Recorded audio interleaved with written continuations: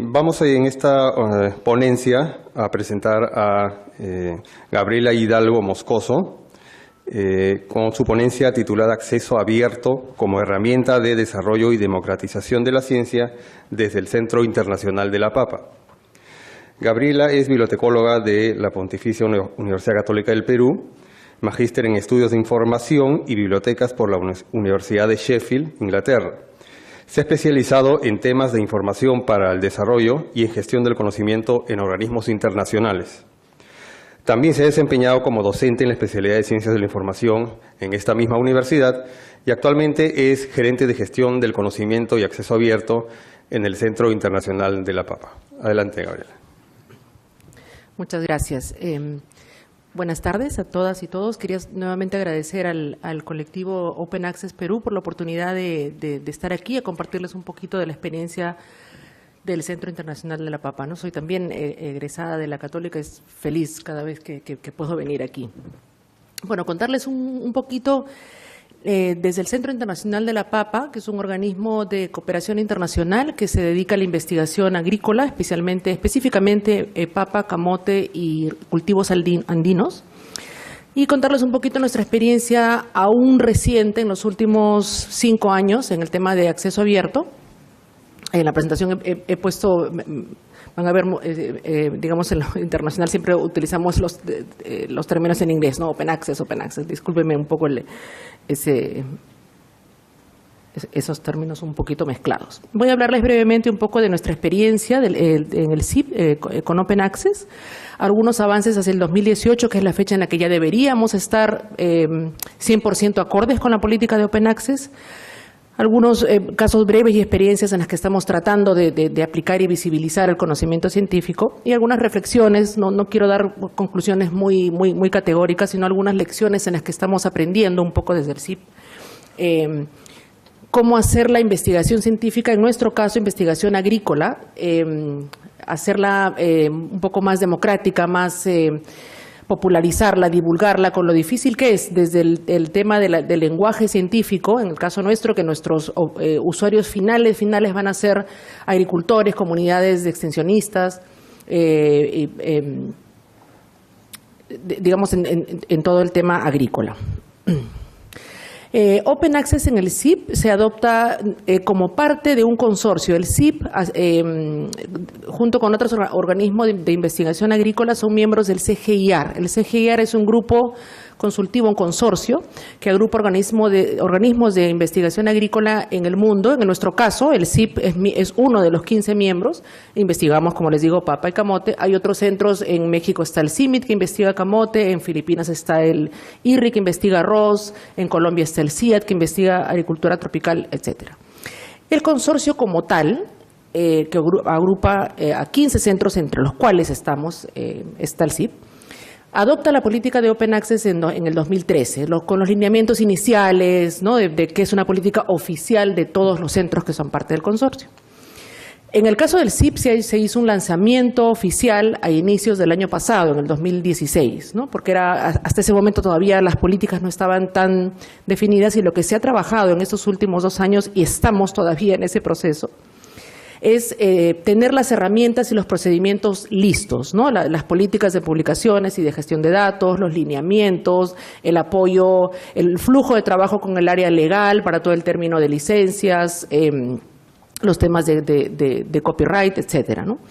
Y implementar las herramientas iniciales. En el CIP, en todos los centros en general, trabajamos, el Open Access tiene 2 áreas, ¿no? El área de publicaciones específicamente, que en el caso de CIP lo veo yo, y el tema de datos abiertos, ¿verdad? Que en este caso lo ve otra persona. En conjunto, el grupo de Open Access aseguramos que las políticas se cumplan o estén en camino de implementarse. Las herramientas generales para los repositorios, que son como el inicio de las políticas. Ya tenemos instalados nuestros repositorios. En el caso de publicaciones, es una herramienta en DSpace llamada CGSpace. Y en el caso de datos, el repositorio Dataverse, que es una iniciativa de la Universidad de Harvard, como ustedes saben, ¿no? Entonces, combinados los 2 repositorios, estamos tratando de dar visibilidad y sobre todo reunir la mayor cantidad de conocimiento en para ambos casos, publicaciones y datos, y que estén actualizados y comunicados ambos repositorios. 2018, el próximo año, es un año importante en la medida en que todos los centros del CGIAR, que como les comentaba, ya adoptaron la política desde el año 2013, tienen que estar 100% acorde a las políticas de Open Access. Esto significa no solamente que lo ideal es que todos los proyectos y todas las investigaciones del CIP y de los otros centros publiquen en la modalidad de Open Access, sino que además tengan las plataformas o las herramientas listas, es decir, que estén los repositorios, que estén las políticas, que en cualquier caso, cualquier ocurrencia distinta se pueda ver cubierta por las políticas, ¿verdad?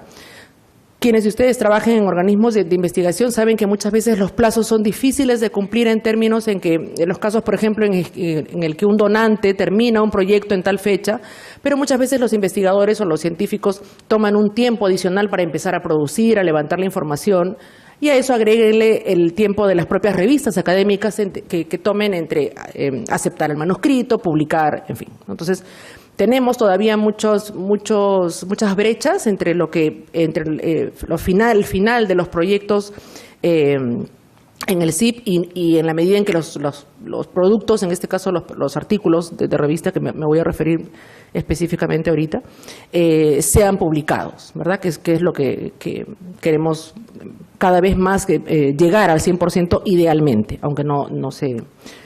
Progresivamente estamos trabajando con algunas métricas, nuestros repositorios están vinculados a software que nos están dando un poco el impacto, las menciones, las citaciones, que sería otro tema, y todos ustedes saben que es el uso de estas herramientas son siempre relativas y toca adaptarlas un poco a cada centro, no podemos solamente basarlos en los números, ¿no? De menciones, citaciones, etcétera. Estamos trabajando también cada vez en redes sociales, ¿no? Y como en muchas organizaciones que trabajan en Open Access, todos nuestros productos deben llegar a cumplir el enfoque FAIR, ¿no? Que sea ubicable, accesible, interoperable y reusable, ¿no? Que sean información que esté sin restricción alguna disponible para ser descargada desde cualquier punto de acceso, ¿no? Esto es además importante porque si bien la sede del CIP está en Lima, tenemos una sede con aproximadamente seremos 300 personas, tenemos casi el doble, otras 300 personas trabajando en 20 oficinas en el mundo, principalmente en África y en Asia, hacia donde nuestras investigaciones tratan de buscar aplicabilidad, vamos a decir, ¿no? Se han adaptado diferentes variedades de papa y de camote, principalmente en África, porque han ayudado además a reducir la malnutrición, y de hecho el año pasado 3 de nuestros investigadores ganaron el Premio Mundial de la Alimentación por sus aportes en investigación de camote, que ha reducido considerablemente la ceguera en niños en África debajo del Sahara, ¿no? El Sub-Saharan África, como se le dice. Quienes trabajen con investigadores o con científicos me comprenderán un poco y habrán visto quizá este extracto de Stanley Wood, de una serie de resistencias que tienen naturalmente los investigadores a hacer abiertas sus investigaciones, ¿no? Es una batalla, yo diría, como que cotidiana en el caso del CIP, creo que en los otros centros también, en la medida en que nos toca convencer y demostrar y es eso, ¿no? Convencer un poco a los investigadores, a los jefes de proyecto, los beneficios de hacer abierta una investigación, ¿no? Que en nuestro lado, en mi caso, como bibliotecaria, cuando nosotros vemos el producto final de una investigación, es el PDF de un artículo, el PDF del capítulo del libro, todos los productos con los que solemos trabajar, ¿verdad? Detrás de esas publicaciones están los datos que han generado esta publicación. Entonces, ahí, con los datos, es lo que todavía nos toca lidiar con todas estas frases que muchos comunes, ¿no? De que por qué tengo que compartir, pero este es mi trabajo de años, ¿no? ¿Qué cosas son estos metadatos? ¿Por qué tengo que subir? ¿Por qué tiene otra persona en otro país va a bajar mi Excel que tiene años? Tengo meses trabajando en eso, ¿no?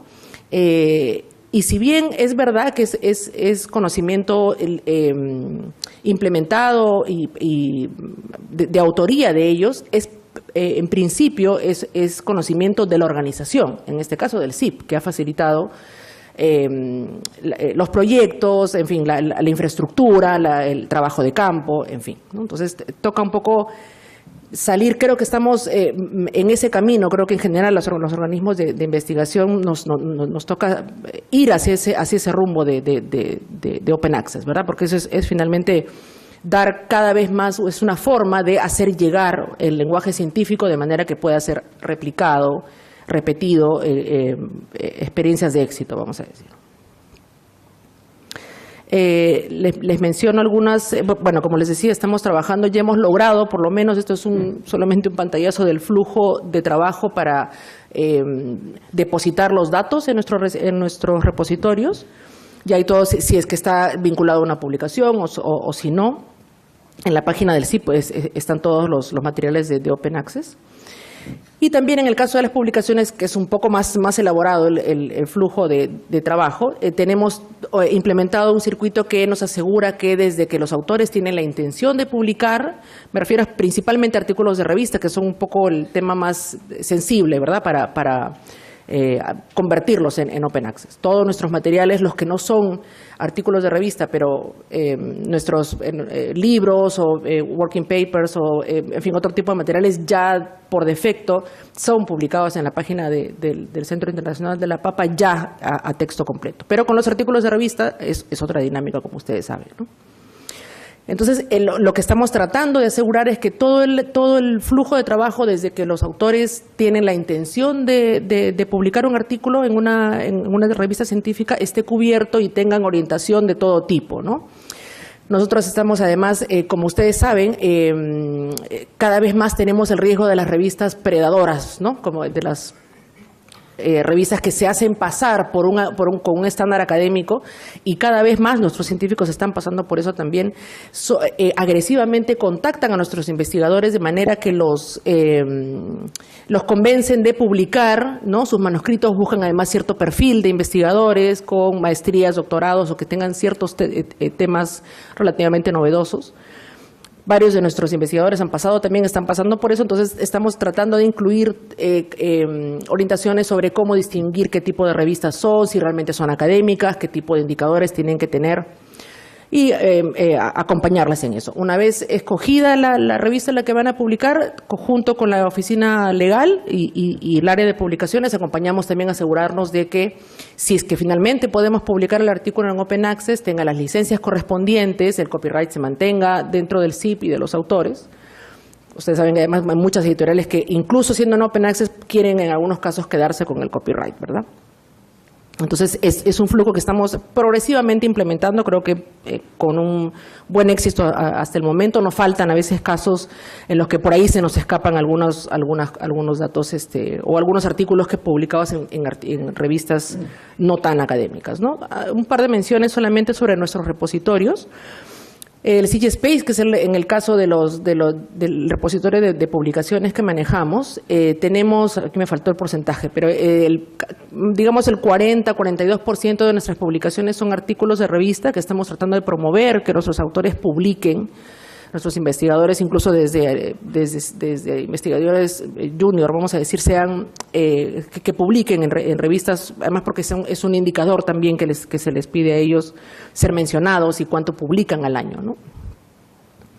Ahora, de los artículos de revista, estos datos son solamente en el caso de artículos de revista, estamos progresivamente, todavía un poco lento, pero estamos cada año, en los últimos 5 años, la proporción de artículos publicados en Open Access, y ven ustedes en la parte izquierda de la pantalla, de un 40% en el 2013, hemos subido lentamente, pero sólidamente, diríamos, a un 64% en lo que va de este año, ¿no? Por lo tanto, las publicaciones en acceso limitado están bajando, ¿no? Como les digo, es difícil, en muchos casos depende del tipo de revista que ellos escojan, los temas, además en algunos casos en los que son investigaciones todavía novedosas o algunos temas, depende de que si la revista los considera parte de su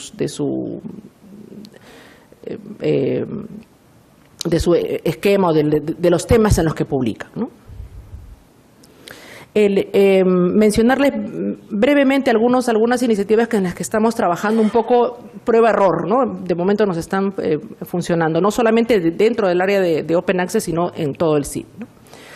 El año pasado hicimos una competencia de datos abiertos porque había una diferencia bastante radical o bastante grande entre la cantidad de datos subidos al repositorio Dataverse y las publicaciones que teníamos en el repositorio CGSpace. Es decir, los artículos de revista, muchos de los artículos de revista no tenían los datos sobre los cuales fueron creados en el repositorio de datos. Por lo tanto, lanzamos un concurso apoyado por la Dirección de Investigación del CIP, que nos ayudó realmente muchísimo a lanzar y a promover, ¿no? Lo que buscaba era que en un plazo determinado pudiéramos lograr subir 100 datasets, como se le llamamos nosotros, o bases de datos nuevos al repositorio.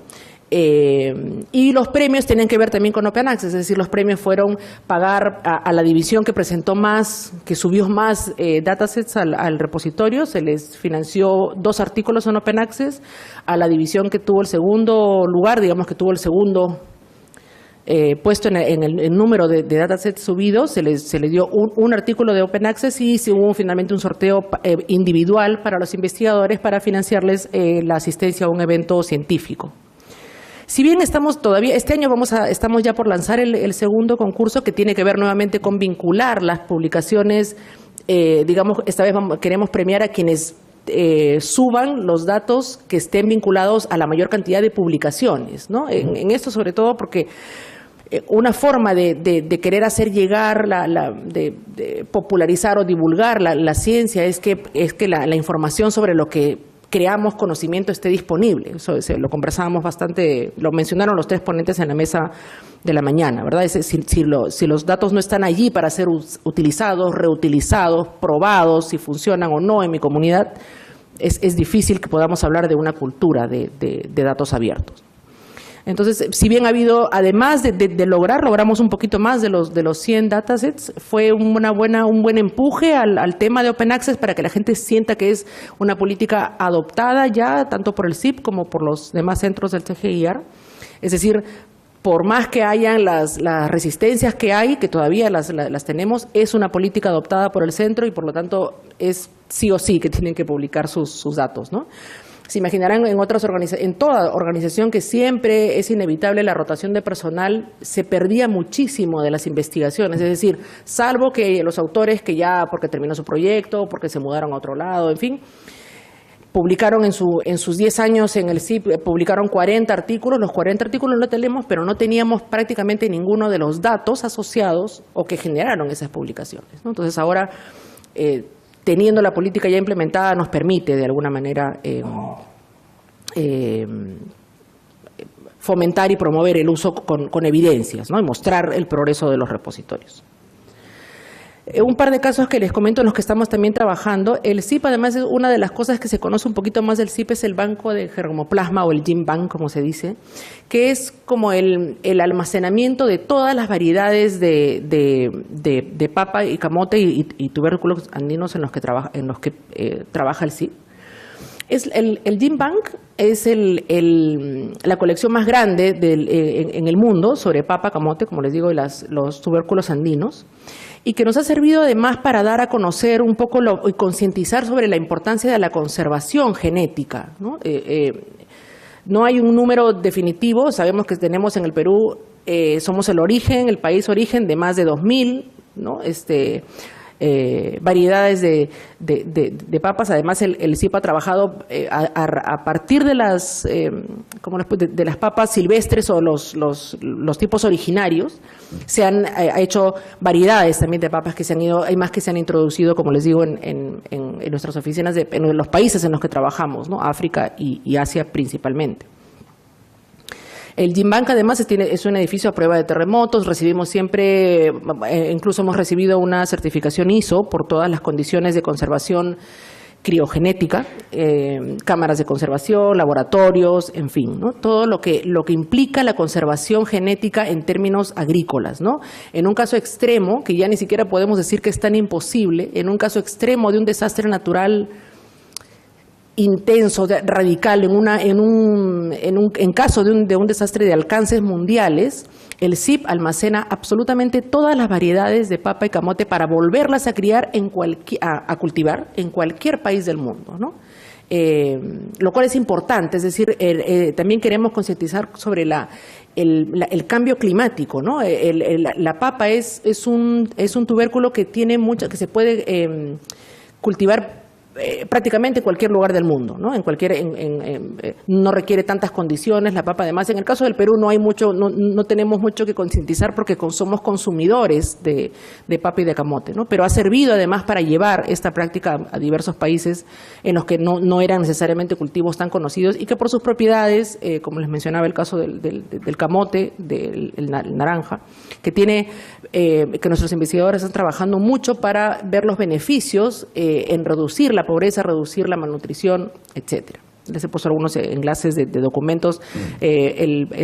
Los expertos del GenBank han estado publicando artículos en Open Access para dar un poco a conocer la experiencia, cómo es que se ha hecho, las prácticas de éxito, vamos a decir, del GenBank. También quería comentarles el proyecto de Papas en Marte. Esto es un proyecto que está desde el año pasado, si no me equivoco, que es un convenio entre el CIP y la NASA, y que lo que ha buscado empezó efectivamente el año pasado, y que lo que trata de investigar, ahorita estamos en plena investigación, de cómo buscando un suelo similar al de Marte, que en este caso al CIP, en nuestra sede de la Molina, se trajo tierra del desierto de La Joya en Arequipa, que por el tipo de suelo y de tierra es muy similar al de Marte. Y el CIP está investigando sobre cómo podemos, si es posible, cultivar y crecer papas en condiciones de ese suelo. Ahora, no solo eso es como el extremo, ¿verdad? Además hay una película, ¿no? Si ustedes han visto, además, en la que se menciona con otras técnicas, el centro no era el tema agrícola, ¿no? Obviamente, pero si bien esto es como lo que queremos que llame la atención, es sobre todo también tratar de investigar sobre cómo se puede sobrevivir, cómo se puede cultivar papas en condiciones extremas, ¿no? Similares a ciertas partes del mundo en las que nuevamente el cambio climático está afectando, ¿no? Desiertos, la temperatura, la subida en condiciones extremas. El CIP está investigando cómo es que aún así en condiciones extremas, que como les digo, ya no es solamente un futuro imposible, ¿no? Tenemos que ser cada vez más conscientes de los cambios que está sufriendo el clima en el planeta, y por lo tanto, ¿qué opción podemos dar desde lo que el CIP investiga en desiertos, en condiciones climáticas extremas? Probar si realmente es posible que ciertas variedades de papa se puedan cultivar, ¿no? Sí, la NASA han estado diseminando, les he puesto solo como ejemplo, luego a partir de esos videos ustedes pueden encontrar más en nuestra página o en de la NASA, conocimiento importante nuevamente también sobre, además de la investigación en sí. Muchos de nuestros investigadores están trabajando en este proyecto, pero también nuevamente concientizar, ¿no? Que estamos en un tiempo en el que tenemos que ponernos en un panorama hostil, vamos a decir, o crítico, en los que el planeta necesita tener cultivos que ayuden a sobrevivir en condiciones climáticas complicadas, ¿no? Solamente a modo de ejemplo, ¿no? Algunas reflexiones, como les mencionaba al inicio, no quiero que sean necesariamente que suenen conclusiones, porque creo que todos los centros de investigación estamos un poco probando, ¿no? Algunas alternativas que nos puedan que puedan servir finalmente, ¿no? La herramienta de Open Access y los repositorios y todas las capacitaciones que estamos haciendo están ayudando mucho no solamente a visibilizar, ¿no? a divulgar, a concientizar, y coloca ahí también nuestros propios científicos, ¿no? que quizá para muchos de ellos por muchos años solamente el producto final de un artículo de revista o de un libro, de una publicación, era el conocimiento, ¿no? Ahora todos los previos, los datos que ha generado esa publicación, e incluso a partir de una publicación científica que puede ser, que tiene un lenguaje mucho más difícil o mucho más especializado, da ocasión para dar capacitaciones, llegar a comunidades rurales, tanto en el Perú como en los países en los que trabajamos. Es una herramienta de divulgación, finalmente, ¿no?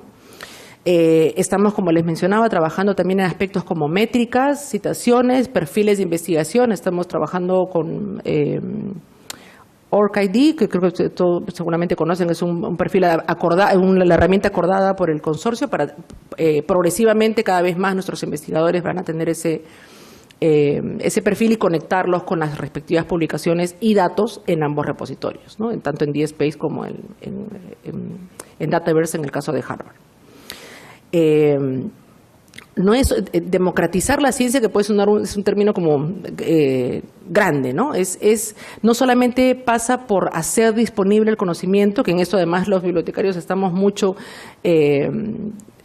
trabajamos mucho, ¿no? Implica también la aplicación en contextos diversos, ¿no? Nuevamente les he mencionado solamente estos casos a modo de muestra, pero lo que busca el CIP es tratar de que en diversas situaciones, en diversos países, qué opciones de desarrollo, de cultivo, porque la agricultura es importantísima cada vez más en contextos climáticos distintos, que sirvan para que se aplique y se mejore la situación de la malnutrición, en este caso, la reducción de la pobreza finalmente, ¿no?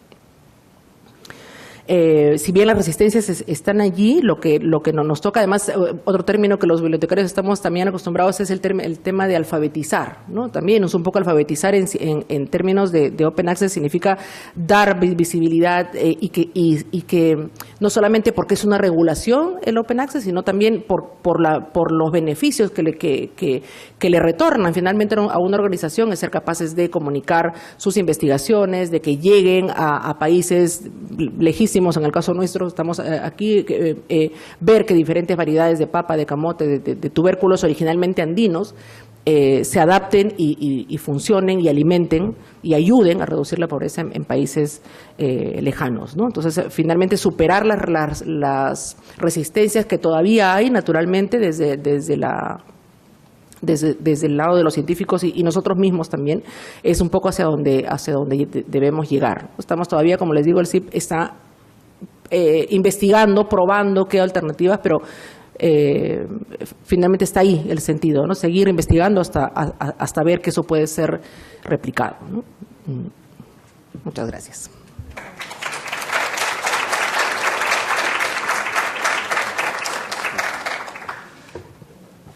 Muchas gracias, Gabriela. A continuación te vamos a dar un presente como agradecimiento por tu participación.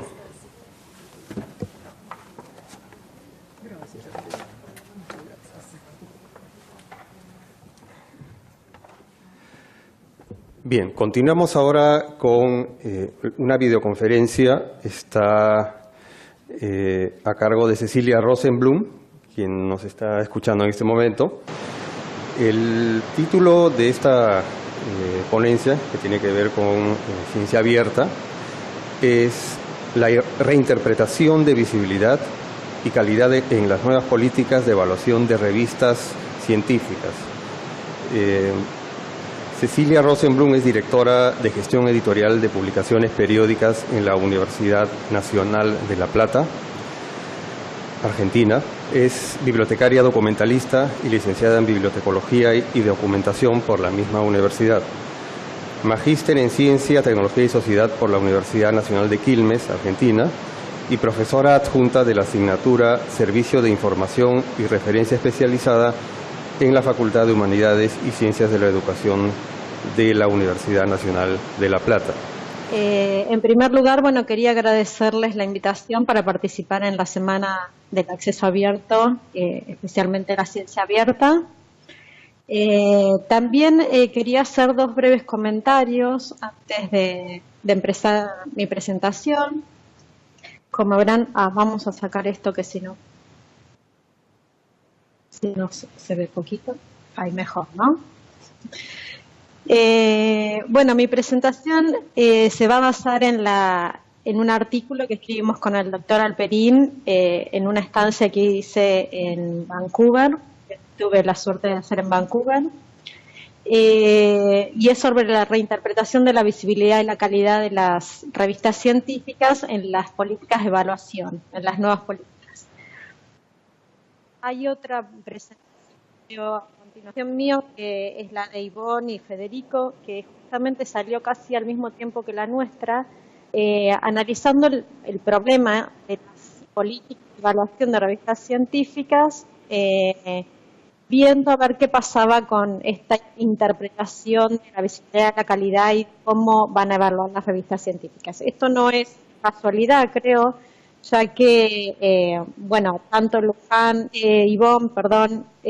Federico o Juan Pablo y yo tenemos como preocupación no solamente como editores, sino como investigadores que tratan a las revistas científicas como objeto de estudio. Bueno, y que es una problemática en Latinoamérica también, ¿no? Y otro punto que quería aclarar antes de empezar con la presentación era la importancia de que ambos artículos están escritos en colaboración entre personas de diferentes instituciones. Y eso la verdad que es súper gratificante y me parece que de ahí salen muy buenos artículos. Bueno, supongo que todo va bien, se escucha bien. A ver, alguien que me levante. No, sí, ya sé que todo funciona bien. Bueno, ahí está, muy bien, gracias. Bueno, entonces les hago una pequeña... ¿Qué pasa que no? Ahí estamos. Bueno, nosotros hacemos una primera aproximación de la función de las revistas científicas. En principio, todos sabemos que las revistas científicas son un eje organizador de las comunidades científicas, pero además dan prestigio y poder no solamente al editor, sino a todos los que componen estas revistas científicas, ¿no? Los autores, los editores, los evaluadores, todos los que esta institución social que da prestigio según el prestigio de la revista. Pero además lo que vemos a partir de este artículo es que son una herramienta de evaluación. Las revistas científicas y quienes publican o quienes trabajan en ellos están muy afectados porque se los está evaluando por las revistas científicas. Por eso hay una jerarquización, ¿no? La evaluación que hace, dice, bueno, estas son mejores y estas son peores. Esta jerarquización empezó con la utilización de índices bibliográficos como una herramienta de evaluación para jerarquizar las revistas científicas, pero especialmente con aquellos índices que presentaban una cierta tipo de objetividad que ofrecía cuantificación de las evaluaciones, de las citas, en el caso específico de WOS y Scopus. Ahora, este sistema, jerarquizar las revistas con estos índices de citación, está muy bien para Europa y Estados Unidos, pero en el caso de América Latina no es suficientemente representado porque sabemos que la ciencia y la producción científica editorial en Latinoamérica no está bien representada en estas bases de datos. ¿En qué basamos nuestro análisis? Entonces dijimos, bueno, a ver qué pasa con las políticas de evaluación de Colombia y México, que son las más nuevitas, las que se han modernizado hace muy poquito. En agosto del 2016 sacaron sus nuevas políticas. En estas políticas muestran ciertas contradicciones. Nosotros pudimos ver que había una cierta contradicción entre, básicamente, el discurso que decía una cosa, ¿no? Que la idea de que era necesario dar visibilidad a las revistas, en este caso colombianas y mexicanas, pero pone a las citaciones como única medida, no como única, pero sí como medida superior o más importante para evaluar y analizar la visibilidad y la calidad de las revistas científicas, dejando de lado otros indicadores. Bueno, creo que voy rápido, ¿no es cierto? Para poder explicar un poquito la historia de las revistas latinoamericanas y por qué nosotros decimos que estas políticas, por qué analizamos las políticas de Colombia y México, tratamos de hacer una periodización subjetiva, porque es la que nosotros decidimos a partir de ciertos hitos, pero que no necesariamente tiene que ser, está estructurada por una línea de variables específicas. Nosotros dividimos una etapa en 3 etapas, el último periodo de las revistas científicas latinoamericanas. Una primera etapa, que es la emergente, a partir de 1985 aproximadamente, y 1995, la que llamamos emergente, donde las revistas empezaron a ver que algo tenían que hacer para cambiar y mejorar. Una segunda etapa, que es la de consolidación de las revistas entre el 95 y el 2015, o sea que hace poquito que según nosotros termina esta etapa, que es la de consolidación, donde vamos a ver que hay realmente las revistas van mejorando y por qué. Y la tercera etapa, la de internacionalización de las revistas desde el 2015 hasta el presente, que llamamos de internacionalización, ya vamos a ver porque es un término muy usado en estos últimos años. Les cuento un poquito por qué las etapas. Bueno, la primera etapa, como decíamos, existían revistas antes de 1985, obviamente todos conocemos muchas revistas que son mucho más antiguas que de 1985, pero en esta etapa empiezan a hacerse explícitas algunas problemáticas, comienzan a introducirse algunas legislaciones y políticas para apoyar a las revistas nacionales, aunque la versión en línea todavía no estaba generalizada, pero en 1995, que es el hito entre la separación de la primera y segunda etapa, empiezan a haber autores como Seto o Besuri que empiezan a hablar de esta problemática. En este caso, bueno, se ve plasmado en un taller de publicaciones científicas en América Latina, que justamente se hace en México, donde se plantean una serie de problemas y de cuestiones y de desafíos. Este taller da inicio, según nuestros criterios, a la segunda etapa. Esta segunda etapa de consolidación crea, a partir del objetivo de este taller y del libro que luego se hace a partir de este taller, el objetivo era que la ciencia sea evaluada bajo principios propios de Latinoamérica, ¿no? Por eso se crea el sistema Latindes como un modelo cooperativo regional. También en este periodo se crea el portal Cielo y el portal Rodalic, ambos bajo criterios de acceso abierto y para dar visibilidad y mejorar la calidad editorial de las revistas científicas. Paralelamente a esta consolidación de las revistas a nivel sistemas regionales, aparecen índices nacionales en México, en Colombia, en Argentina, en Brasil. Se tratan de empezar a jerarquizar estas revistas científicas, siempre siguiendo este modelo de catálogo latino, de Cielo, de Radio, como objetivo principal de tener indicadores propios de la región, ¿no? Nosotros la llamamos en el artículo la edad de oro de las revistas científicas latinoamericanas. Bueno, después de 2 décadas de avance en la regionalización, como decimos nosotros, donde realmente fue un éxito esta etapa, aparece una etapa de internacionalización, una preocupación por parte de los gobiernos y de las revistas por internacionalizarse.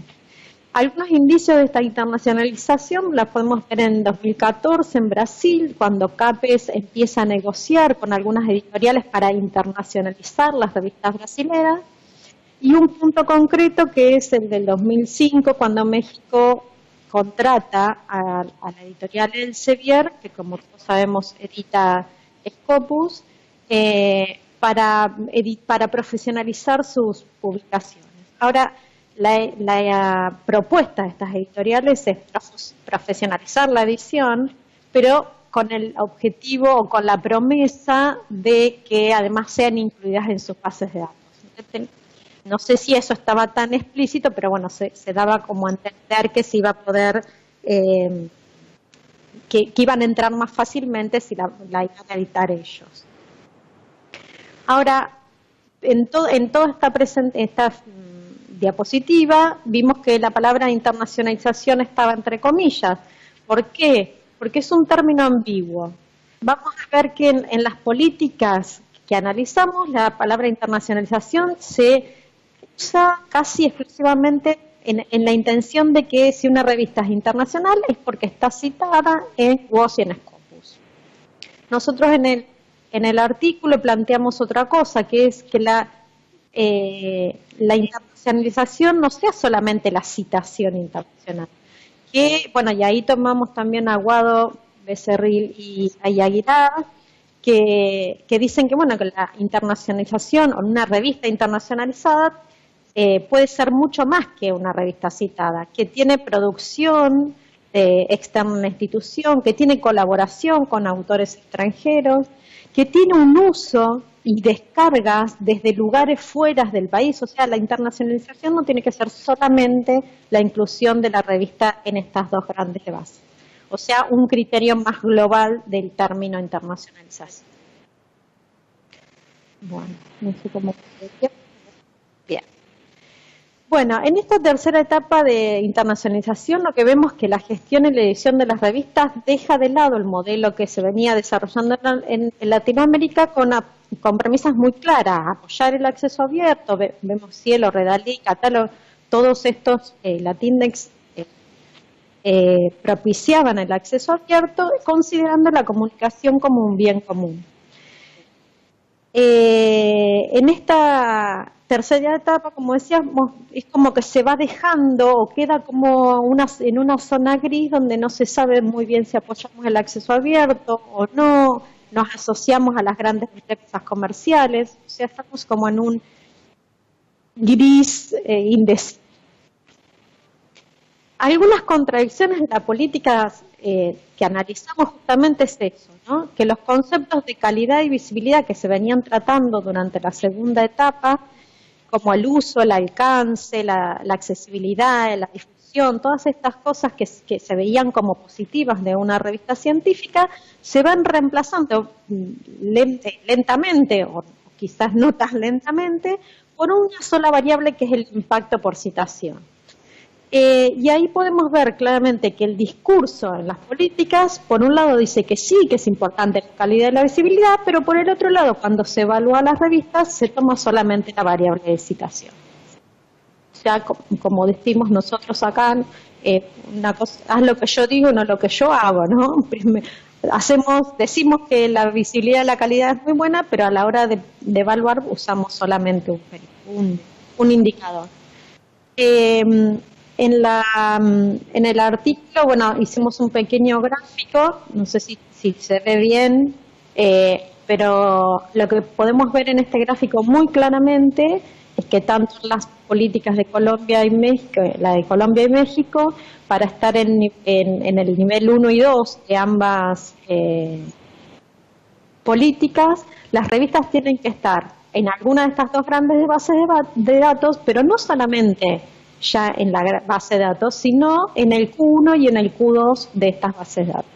O sea que ninguna revista que esté por fuera de alguna de estas dos bases de datos va a poder estar en el nivel evaluada o jerarquizada en el nivel 1 o 2 de estas bases de datos. Recién en el nivel 3 aparece Google Scholar como una opción, pero también tiene que estar en el Q1 de H5 de Google Scholar. Lo mismo que el nivel 4 en Q2 del H5 de Google Scholar. O sea que los 4 primeros niveles están total y absolutamente limitados a aquellas revistas que están en Scopus, en WOS o en el Google Scholar categorizados en los Q1 y Q2. También es interesante ver que recién el Q3 de estas grandes bases de datos internacionales se equipara a Google Scholar, o sea que recién en el tercer nivel del análisis de las revistas entra Google Scholar como una opción. Bueno, y que hablar las que no están en WOS y en Scopus, ¿no? Bueno, algunos datos de la discusión y las conclusiones de nuestro trabajo. En la primera y segunda etapa, el desarrollo de las revistas científicas en América Latina, se establece un objetivo, el de la calidad y la visibilidad, y se logra éxito esa calidad y esa visibilidad de las revistas científicas. Vemos los ejemplos de Latindex y el Redalic y el apoyo casi anterior a las declaraciones anterior a las declaraciones oficiales de acceso abierto, estos emprendimientos, estos proyectos con éxito. Entonces, en estas etapas hubo un éxito y hubo un proceso eficiente de mejoramiento de las revistas latinoamericanas. Por otro lado, vemos que en las políticas hay como una negación o una ausencia de indicadores de visibilidad que ya habíamos establecido en las etapas anteriores y es reemplazado casi exclusivamente por los indicadores de las empresas comerciales de WOS y Scopus. Ya sabemos, como dijimos, que las revistas de la ciencia latinoamericana están subrepresentadas en estas, con lo cual nos deja casi a todas afuera de este análisis. Obviamente hubo muchas voces en desacuerdo por estas políticas. Una de ellas fue la editora de Tecnológica, Díaz, que dice que hay 12 revistas colombianas indexadas en el JCR de WOS y 78 en la de Scopus y ninguna en el Q1, con lo cual implicaría que ninguna revista nacional va a estar en categoría 1. Bueno, todas estas voces de desacuerdo también se vieron reflejadas en foros y en grupos de Facebook, en cartas a las mismas entidades que habían desarrollado las políticas, bueno, pero hasta ahora no se ha visto que hubo una marcha atrás o una revisión de las políticas. Entonces, la reinterpretación de visibilidad e impacto, que es lo que proponíamos nosotros, por una medida de citación de base de datos basada en bases de datos comerciales, deja de lado algo que es muy importante, que es la calidad de la ciencia regional. Perdimos ese norte, ese objetivo que era mejorar la calidad de la ciencia regional. Entonces, si la preocupación principal realmente de los sistemas de evaluación de la ciencia de los países latinoamericanos es internacionalizar, difundir, aumentar el impacto, entonces tienen que pensar que al evaluarla con parámetros tan limitados no van a lograr esa internacionalización o van a lograr simplemente un análisis de la relación de la región con la comunidad científica del norte de Europa, de la corriente principal, a costa de lo que ya sabemos que también influye la ciencia regional, que es la función social y pedagógica. Al tenerla en acceso abierto, al seguir objetivos de acceso abierto, al tener a olvidarnos de esta función social y pedagógica, estamos restringiendo el uso de la ciencia y de los resultados de la ciencia en regional y latinoamericano. El acceso y el uso de los contenidos de las revistas científicas deberían ser indicadores principales, más allá de la citación, ¿no? Si queremos saber realmente qué impacto tiene la ciencia de la región, deberíamos mirar quién nos mira, valga la redundancia, quién nos mira, quién nos usa, quién nos baja, analizar, bueno, no les voy a contar todo el artículo, les invito a ver el artículo bueno, está en acceso abierto, por supuesto, lo pueden leer en detalle, pero existen ya con las Altmetrics, existen una serie de formas de poder analizar estos indicadores. Por lo cual, lo que nosotros proponemos es que volvamos a los principios y valores que llevaron a la consolidación de la ciencia latinoamericana, esa de la segunda etapa, un modelo cooperativo, regional y gobernado por la misma comunidad científica y no por empresas comerciales que nos están vendiendo sus datos. Publicar en revistas de acceso abierto, entonces, debería ser visto como uno de los principales ítems a evaluar para el avance, para aportar al avance de la ciencia agrícola. O sea, ¿qué es más importante? ¿Qué tiene más peso? Que nos cite un autor de la corriente principal, o que sirva nuestro artículo para mejorar la calidad de la comunidad, de la sociedad en alguno de nuestros países. Tenemos que tener cuidado porque si entramos en esta nueva etapa que valora solamente las citas en bases de datos internacionales y comerciales, vamos a deshacer lo que hoy en día es considerado un modelo de comunicación de ciencia, ejemplo para el mundo. Estamos dejando atrás un modelo que sabemos que es exitoso, en pro de la corriente principal. Bueno, creo que hasta ahí llegué. Muchas gracias. Me parece que fue un poco rápido, pero bueno.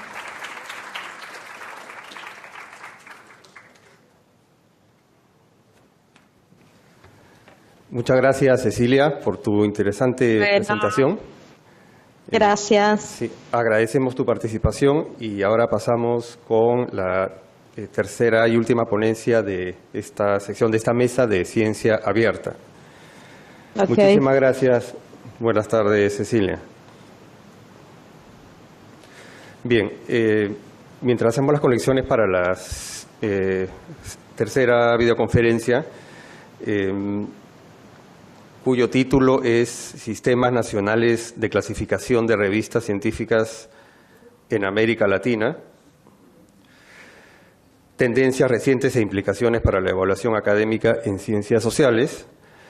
Les presento a la autora, la presentadora Ivonne Lujano Vilchis. Ella es mexicana.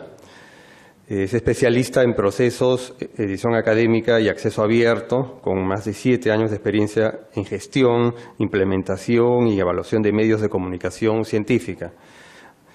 Ha colaborado con instituciones y organizaciones a nivel nacional e internacional en la formación de estudiantes de posgrado e investigadores sobre temas de comunicación científica. Actualmente es docente en la Universidad Autónoma del Estado de México y en especial ella es embajadora del directorio de revistas de acceso abierto, el DOAG, por sus siglas en inglés, en América Latina y el Caribe. Entonces, dejamos a Ivonne con su presentación. Muy buenos días a todos y todas. Muchas gracias por la invitación que me hace Open Access Perú este día para presentar un tema muy importante, me parece, en nuestra región, que son los sistemas de clasificación de revistas. Y pues bueno, qué mejor momento que la Semana de Acceso Abierto, cuyo lema de este año es acceso abierto para, yo completaría la frase, para tener mejores y más adecuados sistemas de evaluación de la ciencia en nuestros países latinoamericanos. En esta ocasión voy a presentar un artículo que escribimos junto con mi querido colega, el doctor Federico Bassen. Él es investigador del CONICET en Argentina, pero bueno, que estuvo realizando una estancia postdoctoral acá en la Universidad Nacional Autónoma de México, donde pues bueno, nos juntamos y decidimos escribir este artículo un poco por la preocupación que los dos sentíamos con respecto a el sistema de clasificación de revistas científicas en México particularmente, pero también en otros países que ya comentaré. Sin más voy a cambiar a la presentación y espero que si al final tienen alguna pregunta o comentario, pues lo pueden hacer llegar a mi correo electrónico, ya que lamentablemente pues no puedo estar allá con ustedes. Como ya les decía, el tema es los sistemas nacionales de clasificación de las revistas en nuestra región. Este artículo lo publicamos en la Revista Mexicana de Ciencias Políticas y Sociales de la UNAM, de la Universidad Nacional Autónoma de México, y ustedes pueden leer, por supuesto, está en acceso abierto el artículo, lo pueden leer en el último número de la revista, que es el número 231.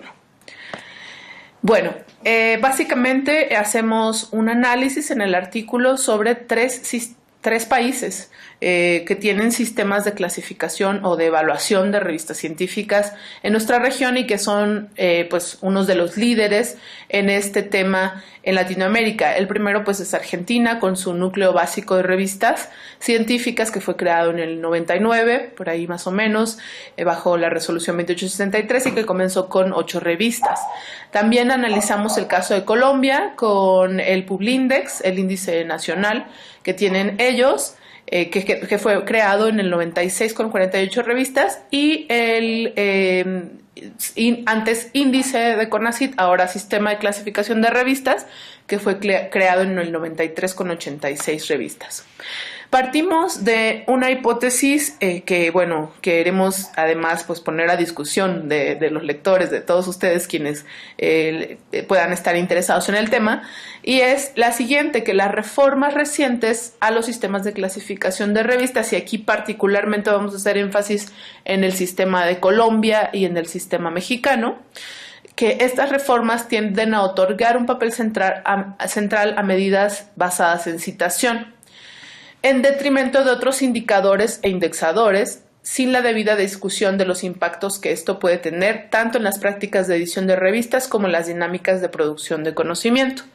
Ya vamos a ver un poco más adelante que nos estamos refiriendo a la citación y a los índices internacionales pues principales que casi todos nosotros conocemos, que es el Web of Science y Scopus. Y también, bueno, vamos a hacer un énfasis en las ciencias sociales y humanidades, en las revistas de estas áreas que, pues bueno, tienen características muy peculiares que queremos también enfatizar con relación a estos índices internacionales. En nuestra hipótesis partimos también de esta premisa, que es que las ciencias sociales y humanidades en Latinoamérica, digamos que adolecen de una especie de doble periferia en el mapa mundial de la ciencia, digamos, ¿no? o de las publicaciones científicas. Una primera periferia o un tipo de periferia tiene que ver con la disciplinaria, porque nosotros sabemos que pues, en las ciencias sociales y humanidades no solo se producen artículos científicos o artículos de investigación o reseñas, que es lo que primordialmente publican las revistas, sino se publican una gran variedad de documentos y de productos, ¿no? Que no necesariamente incluso tienen que ver con el texto, y que no están visibilizados en estas bases de datos internacionales. Y por otro lado, pues tenemos una periferia lingüístico-geográfica que, pues bueno, es como claro su acepción, y que, bueno, vamos a explicar un poco más adelante. Entonces, en primer lugar, la periferia disciplinaria la vamos a explicar pues a través de datos que revisamos en el artículo y que ustedes pueden consultar en la bibliografía del mismo, en donde nos hablan de que pues más del 50% de la literatura en ciencias sociales que se produce en cualquiera de las áreas, llámese historia, no sé, en economía, etcétera, corresponde a libros. Y solo el 35% de una producción total en ciencias sociales se publica en revistas, ¿no? Y especialmente también en áreas como la historia, filosofía, ciencias sociales, ciencias humanas y también artes, que es algo que nosotros quisimos también considerar, ¿no? Las artes, ya que están estas pues incorporadas en los sistemas de educación superior de nuestros países y que bueno, también están siendo sujetos a evaluación digamos, de la eficiencia y de la producción que estas áreas tienen. Entonces tenemos otro tipo de productos, ¿no? que se publican en las ciencias sociales y humanas, que son libros y capítulos de libros, revistas nacionales, y aquí es muy importante también este énfasis. Recientemente yo estuve en un encuentro en Colombia, en donde el editor de una revista de historia hacía mucho énfasis en que pues sí buscaban la internacionalización y estar en bases de datos, etcétera, pero básicamente que el objetivo de esa revista pues era publicar la historia local y la historia nacional de Colombia. Por lo tanto, sí tenían autores internacionales o miembros del comité editorial de otros países. Sin embargo, pues lo local era también importante. El idioma, por supuesto, también es relevante por la misma naturaleza epistemológica de esa disciplina. Entonces, es el caso de historia, pero es el caso de otras ciencias sociales y humanas, y de las artes también, en donde lo local pues sigue siendo algo pues primordial para dar a conocer las producciones que hacen esos investigadores, ¿no? Las monografías, que también son muy importantes para las ciencias sociales y humanas y que, bueno, a veces son dados a conocer en libros, a veces propiamente como monografías, pero que son textos mucho más amplios que pues no necesariamente cubren con las características de un artículo científico. También en las ciencias sociales y humanidades sabemos que hay otro tipo de documentos que lo mencionamos en el artículo, se encuentran entre la academia y la política pública, o bien documentos de aplicación del conocimiento muy particulares, como por ejemplo el caso de educación, ¿no? En donde producimos a veces documentos por productos de la investigación, por supuesto, pero que van tendientes hacia la práctica docente, por ejemplo, ¿no? Productos que tienen una aplicabilidad muy directa y muy inmediata, y que pues no son sujetos a indización, digamos. Y bueno, por otro lado, como les decía, pues también hicimos énfasis en las artes cuyos contenidos y cuya producción no necesariamente son contenidos textuales, no necesariamente están plasmados en textos y en escritos que puedan ser indizados, que puedan ser citados, o bueno, que puedan ser sujetos a medición de citas, etcétera, ¿no? Y por otro lado tenemos para las artes y humanidades la periferia lingüístico-geográfica. Aquí en la pantalla ustedes están viendo este mapa que es derivado, bueno, que creó Juan Pablo Alperín, que muchos de ustedes seguramente conocen. Él trabaja para el Public Knowledge Project, quienes son los creadores de los JS. Y este mapa muestra cómo sería el mundo, ¿no?, si lo viéramos en términos de los números de documentos que se publican en la Web of Science, ¿no? Y ahí podemos ver claramente un sesgo muy importante de los países del norte, que tienen una amplia producción visibilizada en esta base de datos, y de los países del sur, no solo en América Latina, cuya producción pues no está incluida en la misma proporción dentro de esta base de datos, ¿no? En la Web of Science, por ejemplo, sabemos que además el 90% de las publicaciones son en inglés, ¿no? Las revistas están ahí, pues bueno, aparte de provenir de estos países, son publicadas en este idioma, y otros idiomas, incluso también propiamente de los países del norte, pues no están representados en estas bases de datos. Entonces, pues esto que ha sido estudiado por muchos autores y que hay una amplia producción sobre este hecho, pues bueno, es una cuestión que es todavía mucho más visible para nuestros países latinoamericanos y especialmente para las ciencias sociales y humanas. Aquí, bueno, vamos a este mapa que ha dado la vuelta al mundo, y bueno, proviene también de otro mapa previamente realizado. Pues ha sido como también una manera de ver cómo pues la adopción de estos índices y de estas maneras de contar y de evaluar la ciencia pues no necesariamente refleja la relevancia y las prioridades que tienen los países al realizar investigación. Por otro lado, en el artículo que ustedes pueden descargar en la página de la revista, también hablamos sobre el tema de las agendas de investigación. Este es un tema que se viene abordando pues desde hace ya algunas décadas, desde los años 60, por lo menos en América Latina, con esta corriente que se llamó el pensamiento latinoamericano en ciencia, tecnología y desarrollo de esos años, que pues también académicos como Oscar Barsavsky y otros estuvieron preocupados por tener un impulso a la ciencia nacional que estuviera, como lo digo ahí, directamente relacionado con las problemáticas prioritarias, ¿no?, y acuciantes en los países de nuestra región particularmente.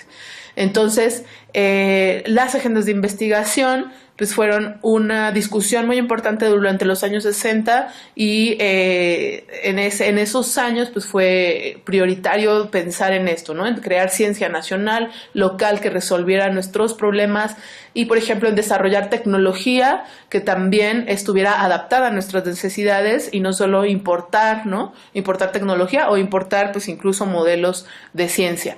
Entonces, esta, digamos, corriente de pensamiento, por supuesto que ha continuado a lo largo de estas décadas en nuestra región y pues bueno, muy recientemente estudios que han hecho investigadores contemporáneos como Ebe Besuri, Ana María Cheto, en fin, Pablo Kramer, ¿no? Hablan de esta crítica a la excelencia y a la consideración de una ciencia de corriente principal, le llaman algunos, ¿no? Y la ciencia de la periferia o la ciencia que se hace en los países que están en vías de desarrollo, porque, pues bueno, sabemos que las revistas, muchas veces estas revistas que ya estamos nosotros viendo en el mapa, ¿no? En las revistas que están privilegiadas o que están, digamos, incluidas en estos índices internacionales, pues tienen temas prioritarios que no necesariamente están relacionados con los de nuestra región, ¿no?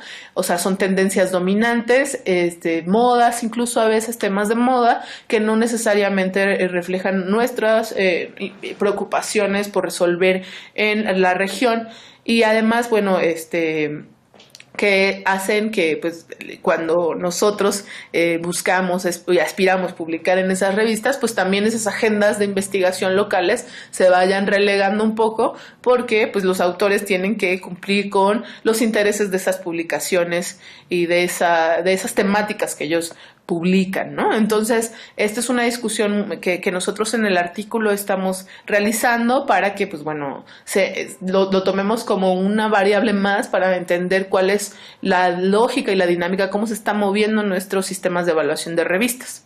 Ahora, ya pasando a los casos que analizamos, que son Argentina, Colombia y México, empezamos por Argentina y su núcleo básico de revistas, que fue creado en el 99 a través del Consejo de Investigaciones del CONICET, ¿no? Y del Departamento de Información Científica, el CAICIT. Y que, bueno, ellos desde un principio, digamos, sus criterios de evaluación estuvieron apegados a Cielo, por ejemplo, ¿no?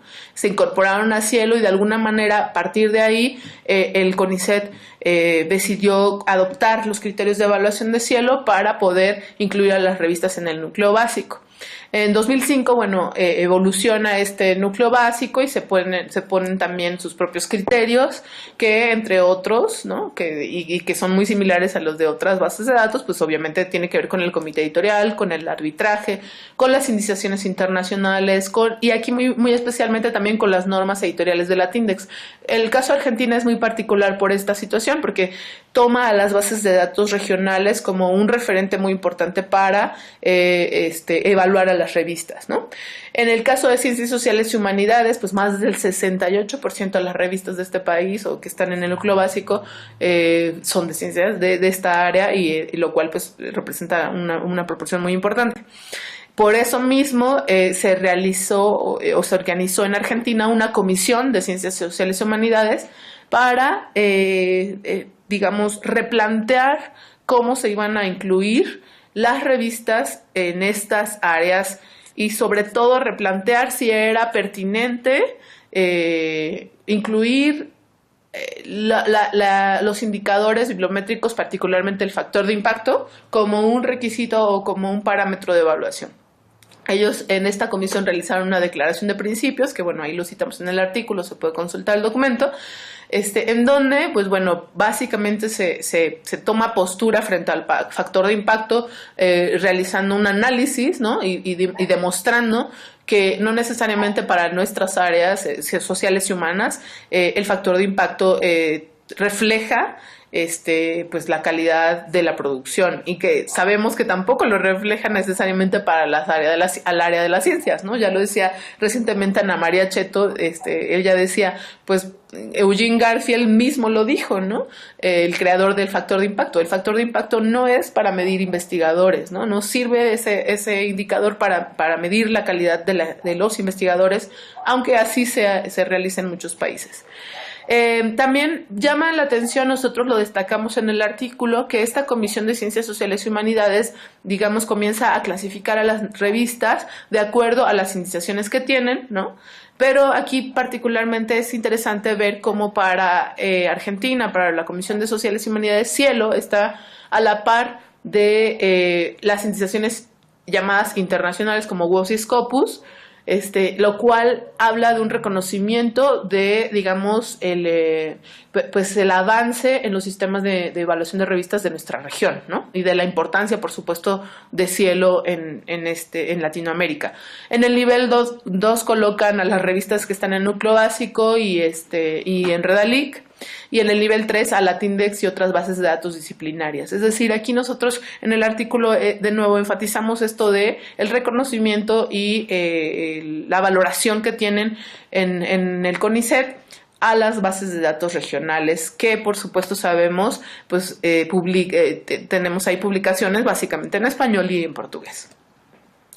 Para el caso de México, también, bueno, la política de revistas científicas inicia en los años 90 con 86 revistas. Para 2016 había 137 revistas, de las cuales más del 50% pues también pertenecen al área de sociales y humanidades. Y pues bueno, estaban ubicadas estas revistas en el índice, pues si cumplían con criterios que son pues muy similares a los demás, que tienen arbitraje, comité interinstitucional, y aquí México comienza a incluir esta variable de que se rompa con la endogamia, ¿no? Bueno, que tenga investigación original, que sean puntuales, que no tengan retraso en la publicación, etcétera. Como ya les decía en un inicio, la idea original de este artículo fue derivada de una preocupación que teníamos en común, Federico Bassen y yo, con respecto a los cambios que hay en el índice mexicano. Y es una preocupación porque nos parece que es un cambio que pues es polémico, ¿no? En 2014, un grupo de investigación privado que ustedes seguramente conocen, que es el CIMAGO Research Group, realizó un diagnóstico de las revistas mexicanas, del uso de recursos también, etcétera.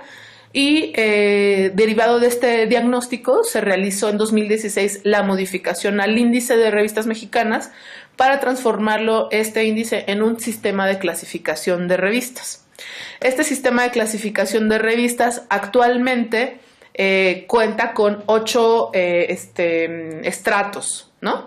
Antiguamente el índice solamente era una lista de revistas en donde estabas o no estabas ahí, ¿no?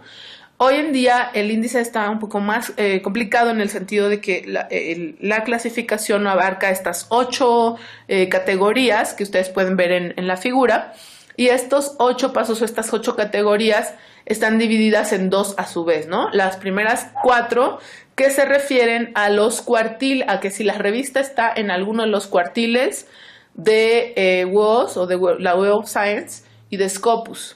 Y las otras 4 categorías, que son revistas, ahí tienen las siglas, revistas de competencia internacional, revistas de competencia nacional, revistas en consolidación y revistas en desarrollo. Estas 4 o estos últimos 4 estratos, pues no necesariamente, las revistas más bien no están en WOS y Scopus. Y bueno, aquí también hay otros elementos que se adhieren al sistema de clasificación, y es que se evalúa también el perfil científico del editor, se mide su índice H, en fin. Y además que, bueno, este sistema de clasificación, particularmente en América Latina, es diferente porque las revistas reciben financiamiento de acuerdo al estrato en el que se encuentran después de la evaluación o de la clasificación. Este financiamiento es otorgado a las revistas para que lo utilicen en cuestiones muy particulares, ¿no? Que ahí las enumero: gastos de inversión, compras de DOIs, la asesoría y consultoría, el marcaje de Cielo, ¿no? La difusión, etcétera, ¿no? Estos recursos se asignan a las revistas de acuerdo a proyectos que presentan para mejoramiento. La idea de la política mexicana es como que se vaya avanzando. Si la revista es en competencia nacional, pues que algún día esté en uno de los cuartiles, en fin, ¿no? Bueno, antes de pasar a Colombia,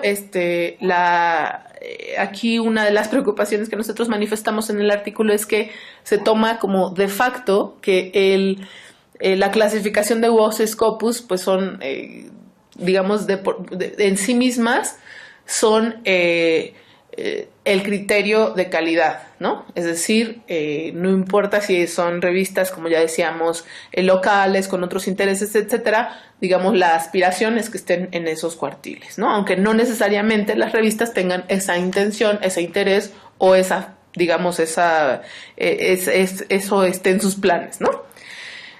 Colombia, por su parte, también tiene su índice nacional, que es el índice Publindex, que índice a revistas tanto nacionales como revistas extranjeras, a lo cual le llaman la homologación, ¿no? La indización tiene una validez de 2 años, una vigencia, y está ligada, por supuesto, a los sistemas de salarios en Colombia. Esto es algo muy importante porque, como ya lo vamos a ver, pues eso afecta, sí, cuando las revistas se ven afectadas, pues también se modifica el tema de que el investigador va a publicar o no en esas revistas de acuerdo a su clasificación, ¿no?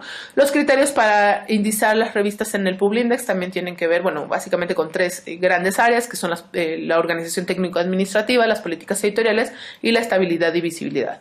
Más del 50% también son de sociales y humanidades, y ellos también desde el inicio o desde muy temprana tiempo de su creación, el Publindex tenía una clasificación en 4 categorías: A1, A2, B y C, que de acuerdo a la evaluación, pues ahí se colocan las revistas. Ellos tienen una cuestión importante que es un listado de servicios de indexación y resumen, es decir, de índices y bases de datos, etcétera, en donde se encuentran las revistas, que sirve también como parámetro para clasificarlas. El mismo grupo de investigación, el CIMAGO Research Group, que también sabemos está ligado a Scopus, en 2016, digamos como al mismo tiempo, en el mismo periodo que México, pues propone a Colciencias pues un nuevo sistema de clasificación o unas nuevas políticas para mejorar las publicaciones por un lado y el modelo de clasificación, digamos, reestructurado. La clasificación está basada en indicadores que son básicamente el Impact Factor, que es el de la Web of Science, el índice CIMAGO, ¿no?, y el índice H5. Así está la nueva clasificación. Las revistas A1 pues son las que están en cuartil 1, las A2 las que están en cuartil 2, las B las que están en cuartil 3 o cuartil 1 de H5, y las C que están en cuartil 4 o SJR o cuartil 2 de H5. Aquí lo que nosotros queremos destacar es que también esta política, que además, bueno, hoy sabemos que están los resultados ya de esta clasificación, en fin, fue recibida de manera polémica en Colombia. Es decir, hubo incluso pues editores que se organizaron para escribir una carta dirigida a Colciencias, en fin, para manifestar su preocupación y su desacuerdo con respecto a esta política, porque, pues, de nuevo, pues argumentaban que el factor de impacto ya ha sido más que demostrado que no es necesariamente el mejor indicador de la calidad de las revistas, y que obviamente también tiende a los sesgos, como ya lo vimos. La polémica creo que en Colombia pues sigue, porque ahí tenemos, por ejemplo, ustedes vean resultado de esta clasificación, revistas A1 pues solamente existe una, y en A2 tenemos 14, cuando, bueno, anteriormente había más revistas en esta categoría. Y lo que ha ocurrido, que es también derivado de esta clasificación, es que algunas revistas pues están como en alto riesgo de desaparecer o de fusionarse, ¿no? Como una sugerencia que también hizo este grupo de investigación para las revistas que no alcanzaron esta clasificación. Bueno, nosotros hicimos este cuadro de comparación de los 3 países que ustedes pueden consultar ahí en el artículo, y pues bueno, básicamente yo aquí quisiera destacar algo porque ya el tiempo se va acabando. Yo quiero destacar algo que me pareció a mí pues peculiar de las nuevas políticas, particularmente en Colombia y México, que es esa columna o esa fila al final de la tabla, que es el del acceso abierto. Y es una preocupación porque, bueno, estamos en la semana de acceso abierto, además hay que abordar el tema, pero porque nuestros países están pues teniendo modificaciones en sus leyes, etcétera, como tendiendo hacia el acceso abierto. Sin embargo, la clasificación de las revistas nos va mostrando que hay carencia de elementos sobre el acceso abierto en la clasificación de las revistas. Por ejemplo, no hay mención para alguna de las declaraciones de acceso abierto que hablan pues de llevar o de abrir lo más que se pueda las revistas, etcétera. Tampoco hay algunas cuestiones que me parecen importantes como políticas de preprints, ¿no? Que también son de acceso abierto, relación con los repositorios, por ejemplo, tampoco están mencionados, o bien en el caso de México, a nosotros nos llamó la atención revisando los documentos que la evaluación abierta, el Open Peer Review, tiene un menor puntaje, que sí es una evaluación a doble ciego, ¿no? Y que también esto de la evaluación abierta es un planteamiento un poco que todavía está ahí, digamos, en discusión, ¿no? Que es un planteamiento del acceso abierto, pero pues bueno, o sea, que digamos, estas innovaciones en el acceso abierto no se ven reflejadas en las políticas nacionales. Sí se dice que por ejemplo, en el caso de México, las revistas deben de estar con sus números completamente en línea, etcétera, pero más allá de eso no hay un énfasis en algunas cuestiones de acceso abierto. Me parece que eso es una cuestión que falta y que sería, pues, bueno analizar en futuras investigaciones. Esta figura que les muestro ahora habla sobre esta figura la realizó Fede Bassen, el coautor de nuestro artículo, y habla como de dos tendencias, ¿no? En la evaluación académica, la tendencia ortodoxa y la tendencia heterodoxa, y vamos a ver dónde estamos situados hoy, ¿no? La tendencia, voy a empezar por la ortodoxa, ¿no? Clásica, él lo llama, que es como previo al surgimiento de las tecnologías y de todos estos movimientos abiertos, etcétera. Habla de la evaluación cualitativa por pares, de la difusión de medios académicos, de los premios y honores y el discurso de la ciencia básica. Y luego esta misma evaluación ortodoxa, pero post-TIC, ¿no? O sea, post-tecnologías, habla del uso de métricas e incorporación de patentes métricas, por ejemplo, a nivel de autor y revista, como ya lo vimos, como el factor de impacto, a la valoración de redes y publicaciones internacionales, de nuevo internacionales como entre comillas, un poco, ¿no? Y el desentendimiento de connotaciones políticas de las agendas de investigación, ¿no? O sea, un poco como esta idea de publicar en esas revistas internacionales que pues dejan de lado o no tienen como prioridad las agendas locales de investigación, perdón. Y por el otro lado, como los modelos heterodoxos de evaluación, ¿no? Que en el caso de Pretic era una critical paper, la preocupación por transferencia y opinión de actores externos, que esto fue ampliamente discutido en los 60, los debates sobre la relevancia también. Y, digamos, el modelo heterodoxo actualizado que incorpora altmetrics, ¿no? O métricas alternativas como uso de redes sociales y todo esto, que vale la pena decir, pues esto está siendo discutido incluso pues propiamente en los países del norte, porque se está tendiendo a abandonar el factor de impacto con toda esta demostración que se ha hecho ya de cuál es su ineficacia para medir la calidad y el impacto social, por ejemplo, de la investigación, ¿no? Hay, ya decíamos en el modelo heterodoxo, tendencias nuevas como el post-publication review, ¿no? O el open peer review, etcétera, y herramientas bibliométricas para el debate sobre agendas y asimetrías del conocimiento, como ya lo vimos en el mapa. Como conclusiones, pues nosotros decimos que los indicadores son productos construidos socialmente y responden al contexto y a los intereses de quienes los han diseñado. El factor de impacto es un indicador de los años 60, ¿no? que respondía a un contexto muy particular, incluso también un contexto del papel, ¿no? Y que, pues bueno, también respondía a un interés comercial de una empresa o de un instituto del famoso ICI, pero que hoy en día también responde a un interés comercial. También queremos discutir en nuestras políticas latinoamericanas la simplicidad de la tecnocracia. Sabemos que es muy complicado medir la eficiencia de la ciencia, etcétera, pero creemos que es importante analizar críticamente, ¿no? Y tener una actitud crítica y alerta, como lo digo ahí, porque las evaluaciones impactan en el tipo de investigación social, sobre todo, pero en general también de las ciencias, que se considera deseable.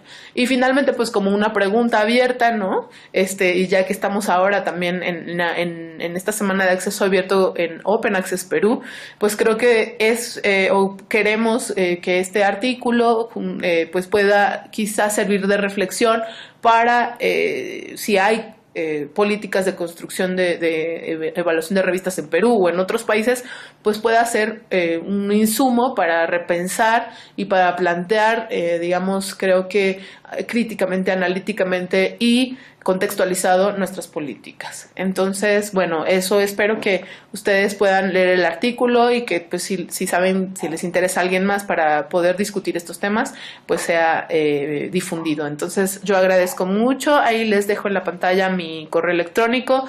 Si tienen alguna pregunta, algún comentario, por favor, háganlo llegar y yo estaré muy, muy contenta de estar con ustedes en el correo electrónico, en las redes, en donde podamos conectarnos. Y pues bueno, gracias de nuevo por esta invitación y espero que tengan mucho éxito en esta semana de acceso abierto. Bien, muchas gracias a Ivonne Lujano por su ponencia sobre los temas de revistas, evaluación de revistas científicas y acceso abierto y criterios de evaluación. Con esta tercera y última ponencia terminamos la mesa de ciencia abierta en el marco de la Semana del Acceso Abierto en el Perú 2017 y en Open Access Week en general, cuyo lema es abierto para puntos suspensivos. Les recordamos que las constancias de participación, los certificados se enviarán digitalmente por correo electrónico y que las presentaciones, las 6 presentaciones de esta jornada estarán disponibles en los repositorios de ambas instituciones, de la UPC y de la Universidad, la PUC. Y finalmente agradecemos su participación, tanto presencial como virtualmente. Agradecemos también la participación de los ponentes, de los conferencistas invitados y en nombre de la Universidad Peruana de Ciencias Aplicadas y de la PUC damos por concluido este evento sobre la Semana del Acceso Abierto Perú 2017. Muchas gracias. Buenas tardes.